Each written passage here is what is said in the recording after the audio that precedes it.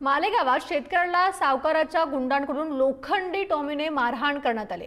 20 लाखांच्या सावकाराच्या कर्जापोटी शेतकऱ्याने 71 लाख फेडलेले आहेत, तरीही माझी जमीन हडपण्याचा गुंडांचा प्रयत्न आहे असा आरोप शेतकऱ्याकडून केला जातो। शेतकऱ्यासह कुटुंबियांना बेदम मारहाण करण्यात आली आहे। यावेळी जखमींवरती रुग्णालयात उपचार सुरू आहेत। पोलीस ठाण्यात गुन्हा दाखल करण्याचं काम सध्या सुरू आहे।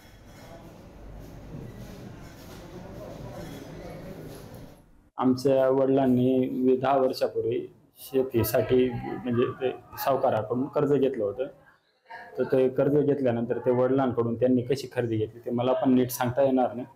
मग ते खरेदी घेतल्यानंतर त्यांनी ते परस्पर ते असे व्यवहार करून आणि आमची फसवणूक केलेली आहे आणि आता ते कब्जा घ्यायचा प्रयत्न करतायत। मग ते कब्जा घ्यायला आम्ही विरोध केला। पोलीस स्टेशनला पण सगळ्या गोष्टी माहिती आहे, पण मग पोलिसांनी कुठली अजून ॲक्शन असं म्हणावं असं हे नाही झालं। मग काल त्यांनी गावगुंड पाठवले, ते मालेगावचे गावगुंड होते कोणतरी 7-8 जण, आणि त्यांनी आम्हाला मारहाण केली।